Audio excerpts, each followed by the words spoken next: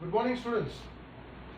कोविड-19 के चलते हम सब लोग घरों से पढ़ा रहे हैं और आप घर से पढ़ रहे हैं। 2 महीने से ज़्यादा का समय बीत चुका है। हमें नहीं पता कब लॉकडाउन खुलेगा, लेकिन आपकी पढ़ाई नहीं रुकनी चाहिए और इसी मकसद से हमारे एक नए वीडियो लेक्चर में आपका फिर से स्वागत है। स्टूडेंट्स, पिछले लेक्चर में आप लोगों को मैंने how to draft a perfect notice का पहला पार्ट सिखाया। उसके अंदर हमने सीखा कि नोटिस क्या होता है, उसका फॉर्मेटिंग क्या है, टाइप्स ऑफ नोटिस कौन से होते हैं। जाते जाते मैं आपको ऑर्गेनाइजेशनल इवेंट्स में 5Ws का कॉन्सेप्ट भी समझा के गया। जो बच्चे ये वीडियो डायरेक्टली देख रहे हैं उनसे रिक्वेस्ट है कि पहले पुराना वीडियो देखिए, आइडिया क्लियर हो जाएगा कि काम क्या करना है, तो आज का वीडियो ज्यादा मजा देगा। स्टूडेंट्स, आज के लेक्चर में आपका होमवर्क जो है वो कहीं छुपा हुआ है, तो पूरा वीडियो देखने के अंदर आपको हिंट जरूर मिलेगी। ये एक पजल की तरह है, देखते हैं कौन क्रैक कर पाता है। ठीक है, चलिए तो बिना समय गवाए आज का काम शुरू करते हैं।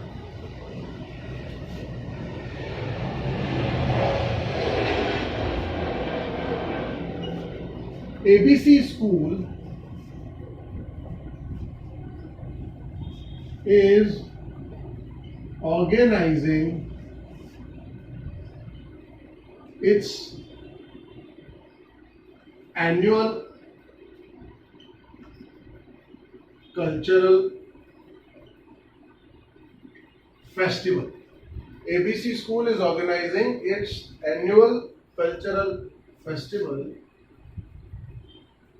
You are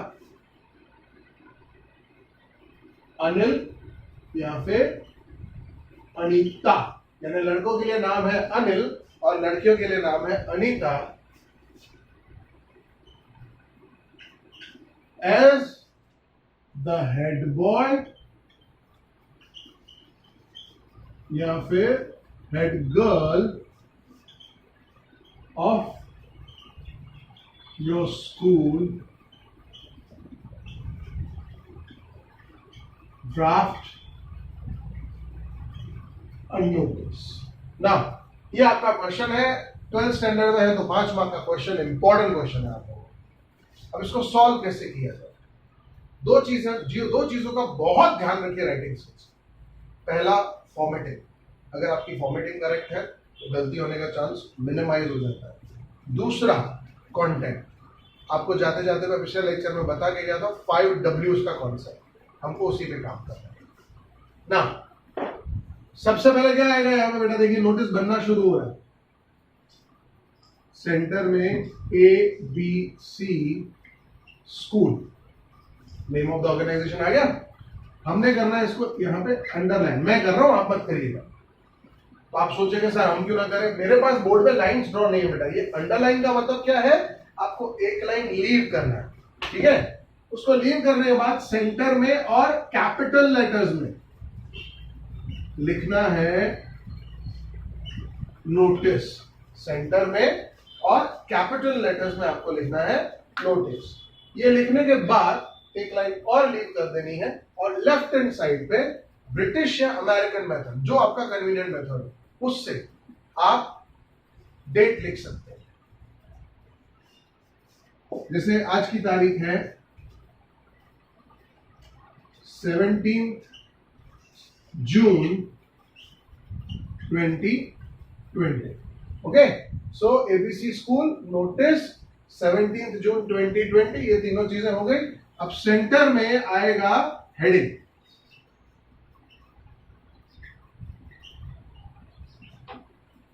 आप सोच रहे होंगे सर हेडिंग में एनुअल कल्चरल फेस्टिवल क्यों नहीं, आपने रेनबो क्यों लिखा? बेटा, एनुअल कल्चरल फेस्टिवल या एनुअल फंक्शन का हर बार कोई थीम होता है, कोई नाम होता है। तो आप यहां पे कोई भी थीम लिख सकते हैं, जैसे फ्रीडम स्ट्रगल, युग। हमारे स्कूल के अंदर ही रिसेंटली जो एनुअल फंक्शन हुआ था उसका थीम था युग, जिसमें हमने एक ट्रांजिशन दिखाया था, सतयुग, त्रेता, द्वापर और कलयुग का। उसी तरह से आप भी कोई थीम चुन सकते हैं। आप सोच रहे होंगे सर इसकी जरूरत क्या है? बेटा, एक कहावत है, the difference between ordinary and extra ordinary is that little extra. आप जो एक्स्ट्रा एफर्ट डालते हैं वो ज्यादा रिजल्ट ले आती है, वो ज्यादा रिजल्ट यील्ड कर पाती है आप लोगों को। तो अगर आप लोग यहाँ पे ये अट्रैक्टिव टाइटल डालते हैं, ये टीचर को भी अट्रैक्ट करता है, it adds value to your answer. आप एक चीज समझ के देखिए, सेम नोटिस ड्राफ्टिंग में एक बच्चे को 3.5 मार्क्स मिलेंगे और एक बच्चे को 4.5 या 5 में से 5 भी मिलेंगे। कंटेंट तो ज्यादा आना नहीं है, तो मार्क्स कैसे बढ़ेंगे? आप कैसे अपने नोटिस को अट्रैक्टिव बनाते हैं। अट्रैक्टिव बनाने के लिए डिजाइन ड्रॉ नहीं करनी, शब्दों से खेलना। ठीक है, यहां पर रेनबो लिख दिया और आप चाहें तो नीचे ब्रैकेट में लिख सकते हैं annual cultural festival. Okay, rainbow annual cultural festival. और फिर आपका कंटेंट शुरू होता है। एक लाइन यहां पे लीव कर देनी और आपका कंटेंट शुरू होगा।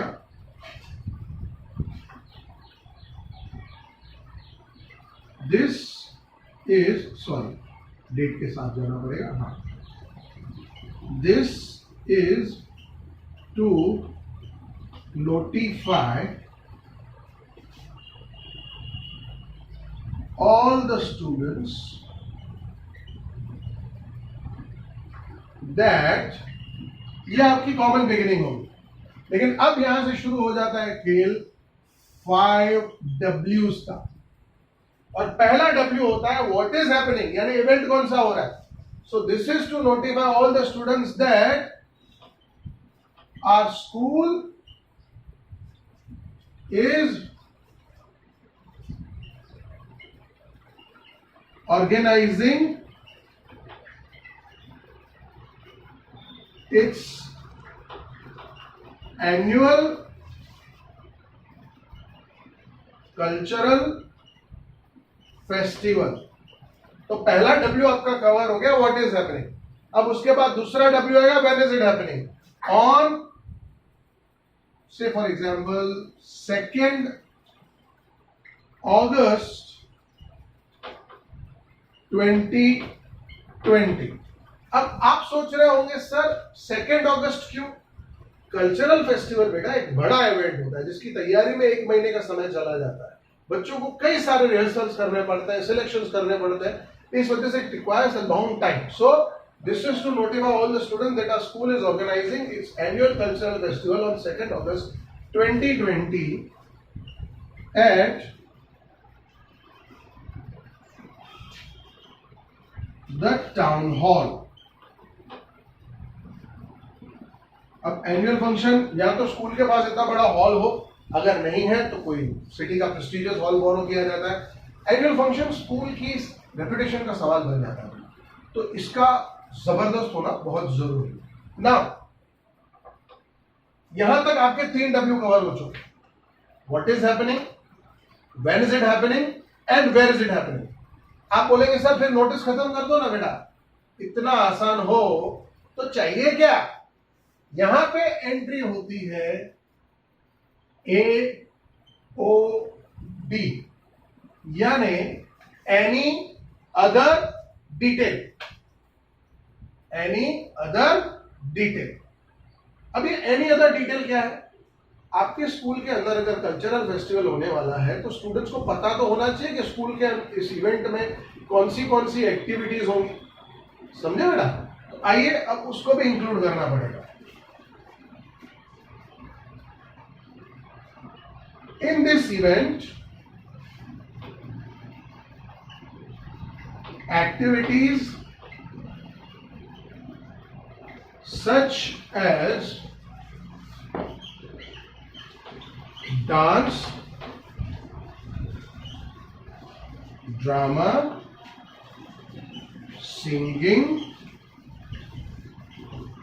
and poetry recital, etc. will be included। तो यहां पे आपने क्या किया, 2 साइड से खेलना पड़ता है बेटा आपको।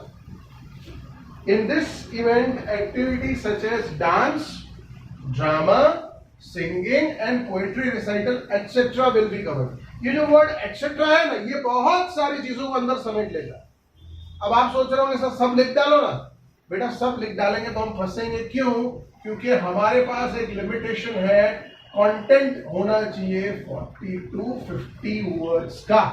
उससे ज्यादा कंटेंट हम नहीं लिख सकते, उससे ज्यादा कंटेंट हम नहीं लिख सकते। तो कंटेंट आपका कितना होना चाहिए? 40 से 50 वर्ड्स का। अगर हम सारे इवेंट एक्सप्लेन कर रहे चले जाएंगे ना बेटा, तो it will consume a lot of space, तो नेगेटिव मार्किंग शुरू हो जाएगी। इसीलिए वो रिस्क नहीं उठाया जा सकता। So in this event activities such as dance, drama, singing and poetry etcetera will be included. अब बाकी बचते हैं 2 videos, sorry 2 डब्ल्यूज।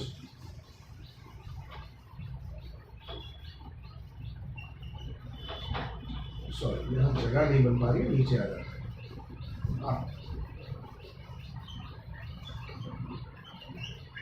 Interested students can register their names with their respective class teachers. Now interested students can register their names with their respective class teachers. यहां पे deadline भी डालनी पड़ेगी बेटा, बिफोर, इससे 17 जून है तो 1 जुलाई 2020, समझे बेटा? तो उनको 1 जुलाई 2020 से पहले अपने आप को रजिस्टर कर लेना है। यहां पे आपका नोटिस हो जाता है खत्म, कंटेंट के लिहाज से अभी नोटिस राइटिंग पूरा नहीं हुआ। अब सपोज अगर आपको मैं सिमिलर काइंड ऑफ नोटिस बनाने के दूं, लेकिन कॉन्सेप्ट बदल दूं, जैसे आप लोग देखिए यहां पे है annual cultural festival.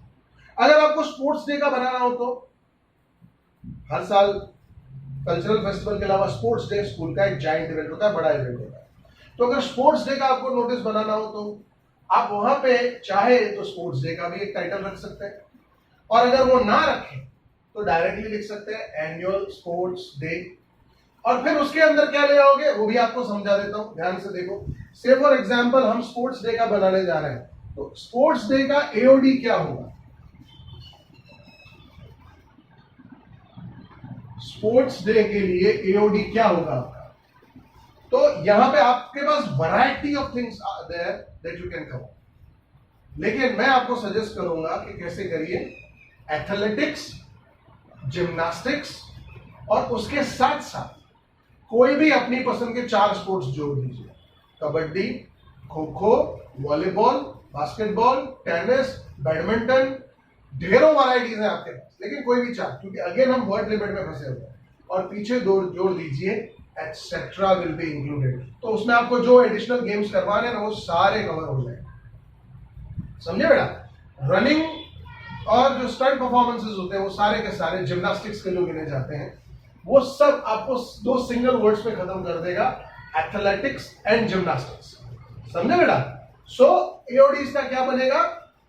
In this event activities such as athletics, gymnastics और फिर कोई भी 4 स्पोर्ट्स का नाम will be etcetera will be included. Okay, class teacher, और इसके बाद can register their names with their respective class teachers. तो यहाँ पे आपके 5 डब्ल्यू खत्म हो गए, what is happening, when is it happening, where is it happening, who can participate and whom to contact. आपका नोटिस बन गया है। इसके बाद आपको एक लाइन यहाँ पे लीव करना है और नीचे आएगा by the order of, BO। अब BO में हमको 2 चीजें लिखनी रहती है, क्या क्या? एक तो हमारे बंदे का नाम, यहाँ पे नाम है अनिल, और उसका डेजिग्नेशन क्या है? एक्चुअली ये नीचे लिखना है इसके, लेकिन मेरे पास स्पेस थोड़ा कम है यहाँ पे, आप इसको इसके नीचे लिखिएगा हेड में। आपका नोटिस हो जाता है यहाँ पे खत्म, और इसको हम कर देंगे बॉक्स में पैक। इसको यहां लिख देगा,